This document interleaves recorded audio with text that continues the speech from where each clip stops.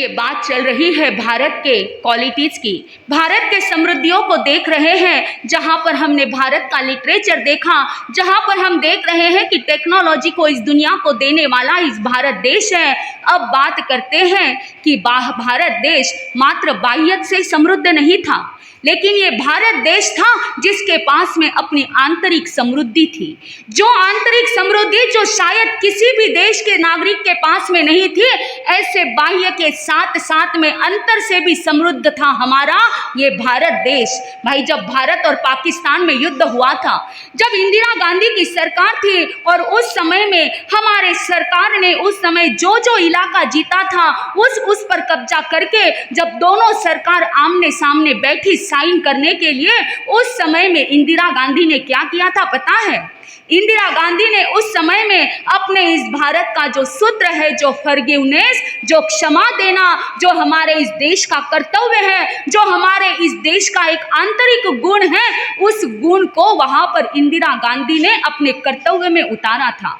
उस समय में युद्ध के टाइम जब 1 लाख सैनिक जो अपने कब्जे में आ चुके थे, जो क्या थे, सामने वाली सेना के 1 लाख सैनिक अपने कब्जे में थे, लेकिन इंदिरा गांधी ने उन 1 लाख सैनिकों को बिना मारपीट किए, बिना अत्याचार किए सही सलामत कहां पर भेज दिया था? अपने अपने देश में भेज दिया था। It's happen only in India, it's happen only in India. ये भारत के अलावा कहीं पर भी नहीं हो सकता।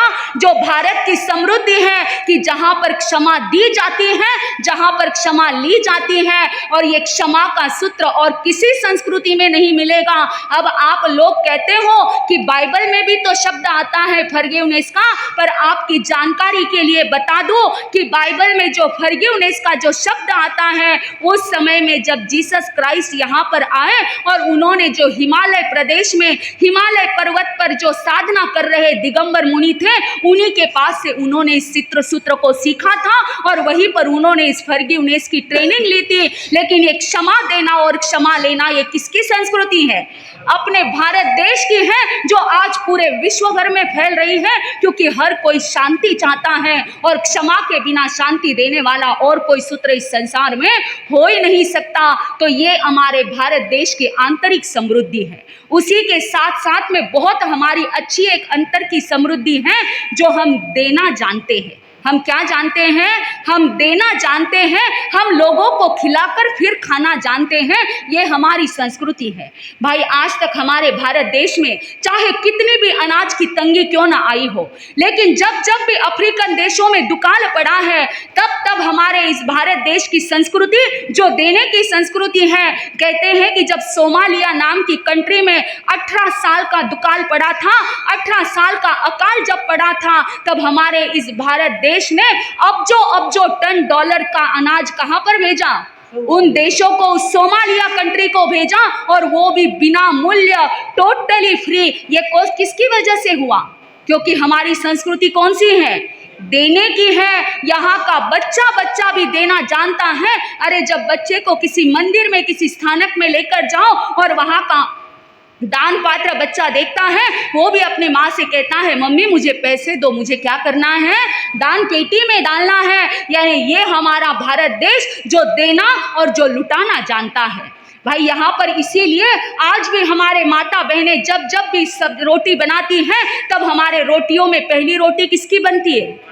गाय की, और आखिरी रोटी कुत्ते की आज भी घर घर में बनती है। क्योंकि ये संस्कृति आज की नहीं, ये हमारा आंतरिक समृद्ध आज का नहीं, बल्कि कई सालों पुराना है कि हम दिए बिना रह सकते नहीं। हम देना जानते हैं और हम लुटाना जानते हैं, और इसी हमारे थोड़े से में भी थोड़ा देकर खाना, इसी संस्कृति ने इस भारत देश को श्रमण भगवान महावीर जैसी भेंट अर्पित की थी। कैसे आपको पता है? भगवान महावीर स्वामी का नैसार का भव, जो लकड़हारे का भव था, जो अपना टिफिन बॉक्स लेकर जंगल में गया था, लेकिन वहां पर भी उसकी देने की संस्कृति उसके भीतर में थी। कोई अतिथि आए, कोई साधु आए, पहले उनको दो और उसके बाद में मैं खाऊं। भले ही 4 रोटी पास में थी, लेकिन फिर भी 1 रोटी तो किसे खिलाओ और फिर मैं खाओ। और उनके इसी संस्कृति ने, उनके इसी संस्कार ने उनको वहां पर सम्यक्त्व की प्राप्ति दिला दी, और वही लकड़हारा नैसार एक समय का क्या बन गया? तीर्थंकर प्रभु भगवान महावीर बन गए, ये मात्र किसके वजह से? देने के संस्कार तो हमारे अंतर की समृद्धि में, जहां पर क्षमा देना, क्षमा लेना, वहीं पर देना और दूसरों को खाकर फिर खिलाना, ये हमारी आंतरिक समृद्धि थी। और ये भगवान महावीर नहीं बल्कि जितने भी तीर्थंकर, जितने भी अवतार पुरुष, महापुरुष इस विश्व में हुए हैं, सब किसकी देन है? इसी भारत देश की देन है। भाई याद रखना, जब जब भी हमने किसी से युद्ध किया है, जब जब इस भारत देश ने किसी से युद्ध किया है, तब खुद होकर कभी युद्ध नहीं किया, खुद होकर किसी पर लड़ाई नहीं की, खुद होकर किसी की छेड़छाड़ नहीं की। लेकिन जब सामने वाले ने हमारे ऊपर आक्रमण किया, तब अपने सेल्फ प्रोटेक्शन के लिए जरूर हमारा भारत देश लड़ा है, लेकिन आज तक खुद होकर जाकर किसी के साथ में ये देश नहीं लड़ा है। तो ये सब कुछ किसके कारण से है? क्योंकि ये हमारे भारत देश की अंतर की समृद्धि थी। इसीलिए तब वो गाना गाया जाता था, जहाँ डाल डाल पर सोने की चिड़िया करती है बसेरा, वो भारत देश है मेरा, वो भारत देश है मेरा। आता है ना भाई सबको ये गाना? गुनगुनाते तो हो, आज देशभक्ति के लिए आए हो, धर्म के लिए रोज आते हो, आज देश के लिए यहाँ पर आए हो, तो अंदर से दिल खोल कर गाओ, जहाँ डाल डाल पर सोने की चिड़िया करती है बसेरा, वो भारत देश है मेरा, वो भारत देश है मेरा, जहाँ सत्य अहिंसा और धर्म का पग पग लगता डेरा, वो भारत देश है मेरा, वो भारत देश है मेरा। तो अब हमने आंतरिक समृद्धि को भी देखा, अब चलते हैं अगली कड़ी की ओर कि देखिए, आज जब भी बच्चा 12th को पास कर लेता है, उसके आगे वो ग्रेजुएशन कर लेता है, हर माँ बाप की इच्छा होती है कि मेरे बच्चे को कहाँ पर पढ़ने के लिए भेजूं, कहाँ पर फॉरेन के बढ़ने के लिए भेजूं, यूएस भेजूं, लंदन भेजूं, आदि इतनी सारी, मिशिगन, लॉस एंजलिस, ऐसी यूनिवर्सिटी में क्या करूं, मेरे बच्चों को पढ़ाई के लिए भेजूं। लेकिन मुझे आपसे एक सवाल पूछना है, जब यहाँ पर बच्चे को पूरी जिंदगी फाउंडेशन कौन बनाता है? पूरा जिंदगी फाउंडेशन भारत बनाता है, और उस 2 साल के लिए आप उसको कहाँ पर भेजते हो? आप फॉरेन पर भेजते हो, और हमेशा के लिए स्टैम्प किसका लग जाता है? हमेशा के लिए फॉरेन का लग जाता है। और यही सवाल मुझे भी था, क्योंकि जाना तो मुझे भी यूएस था, लेकिन ये सवाल आज तक सवाल बना हुआ है कि जब फाउंडेशन भारत देता है तो आखिरी के 2 साल भी भारत नहीं दे सकता क्या? निश्चित दे सकता है। और इसका उदाहरण कहते हैं कि हमारी जो गुरुकुल पद्धति थी, पहले के समय में आपने सुना था कि बच्चा 8 या 10 साल का हो जाए तो उसे कहाँ पर भेजा जाता था? उसे गुरुकुल में पढ़ाई के लिए भेजा जाता था। और हमारी जो नालंदा और तक्षशिला यूनिवर्सिटी थी, आज शायद उसके बारे में सुनने के लिए कम मिलता है, लेकिन उस समय जो नालंदा और तक्षशिला की यूनिवर्सिटी थी, आपसे कह दूं कि 350 देशों की यहाँ पर लाइन लगती थी एडमिशन के लिए। कितने देशों की? 350 देशों से यहाँ पर एडमिशन फॉर्म आते थे। अगर किसी को वेट करना, कभी कभी 3 साल, 4 साल, 5 साल तक उन बच्चों को क्या करना पड़ता था? वेट करना पड़ता था।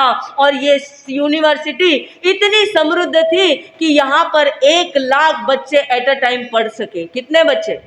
1 लाख बच्चे पढ़ सके। और सिर्फ पढ़ नहीं सके, बल्कि रेसिडेंशियली यहाँ पर रहकर अपना एजुकेशन कर सके। ऐसी यूनिवर्सिटी कौन सी थी? नालंदा और तक्षशिला। और वो यूनिवर्सिटी कौन से देश में थी? कौन से देश में थी? भारत देश में थी।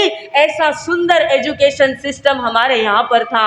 और ऐसा एजुकेशन सिस्टम के बारे में जब यहाँ पर ब्रिटिश आए, जहाँ पर अंग्रेज लोग आए, और उन्होंने जब ये सारा कुछ देखा, क्योंकि गुरुकुल में सिर्फ यहाँ का व्यवहारिक एजुकेशन नहीं पढ़ाया जाता था, यहाँ पर जो आज पढ़ाया जाता है वो व्यवहारिक एजुकेशन। हिस्ट्री में हम किसके बारे में पढ़ते हैं? हिटलर के बारे में, आदि के बारे में। हमारे फ्रीडम फाइटर्स के बारे में किसको पता है, आज के कोई भी बच्चों को पता नहीं है।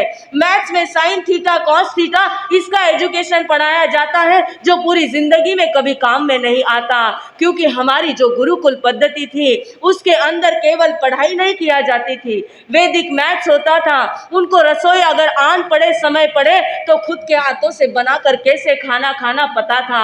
जड़ी बूटियों का नॉलेज दिया जाता था कि कब कोई बीमारी आ जाए तो कौन सी जड़ी बूटी लगाई तो अपना उपचार स्वयं किया जा सके। साथ ही साथ में उनको जंगलों में आदि लकड़े आदि काट कर अपना ईंधन कैसे बना सकते हैं इसके बारे में सिखाया जाता था। और सबसे महत्वपूर्ण, अगर कोई शत्रु आक्रमण करे उसकी नीति को कैसे समझना, कैसे अपने आप को बचाना, अपने देश की रक्षा करना, अपने राज्य की रक्षा करना, इतना सारा सब कुछ उनको कहां पर पढ़ाया जाता था? कहां पर? गुरुकुल में पढ़ाया जाता था। और जब यहाँ पर ब्रिटिश आए उन्होंने ये सारा ब्योरो लिया, सारा कुछ डाकर देखा और उन्होंने चिंतन किया कि भारत को तोड़ना तो आसान बात नहीं है, भारत पर आक्रमण करके उसके ऊपर कब्जा करना आसान बात नहीं है। और उन्होंने एक युक्ति लड़ाई कि भारत के अगर एजुकेशन सिस्टम को खत्म कर दिया जाए तो यहाँ की ताकत को हमेशा के लिए हम क्या कर सकते हैं? हमेशा के लिए नष्ट कर सकते हैं। और ऐसा समाचार उन्होंने अपने देश में भिजवाया, सारी चीजों को लाया और धीरे धीरे करके हमारी गुरुकुल पद्धति को क्या कर दिया? पूरी तरह से खत्म कर दिया। क्योंकि हमारी ताकत क्या थी? हमारी ताकत कौन थी? हमारी यही ताकत ये गुरुकुल पद्धति थी। और इसीलिए आज साधु संतों ने 2-3 जगह पर गुरुकुल पद्धति क्या की है? फिर से प्रारंभ की है। अहमदाबाद में है, चेन्नई में है और अब पाठ पर से जितने साधु संत हैं इसी प्रयास में लगे हुए हैं कि आज का जो एजुकेशन सिस्टम है ये बच्चों को सिर्फ पैसे कमाना, कैसे कमाना, नीति अनीति सब कुछ सिखाता है, लेकिन बच्चों को संस्कार देना है, धर्म समझना है, कर्म को समझना है, अपने जीवन को अपने पैरों पर खड़ा होना है, तो कौन सी पद्धति को जानना जरूरी है? कौन सी? गुरुकुल पद्धति को जानना जरूरी है। और इसीलिए गुरुकुल का अब सब लोग प्रयास करके गुरुकुल पद्धति को ला रहे हैं। इसीलिए आप सभी माता बहनों से निवेदन है, भले ही आप आपके बच्चों को पढ़ने के लिए अमेरिका भेजें, लेकिन ये शर्त लागू करके भेजें कि आपका एजुकेशन 1 साल की कमाई होने के बाद फिर से कहां पर आना है?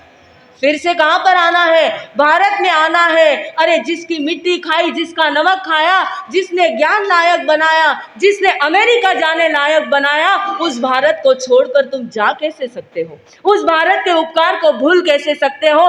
कम से कम जिसने जीना सिखाया उसका ऋण अदा करने के लिए तो फिर से कहां पर आ जाओ? फिर से भारत में आ जाओ।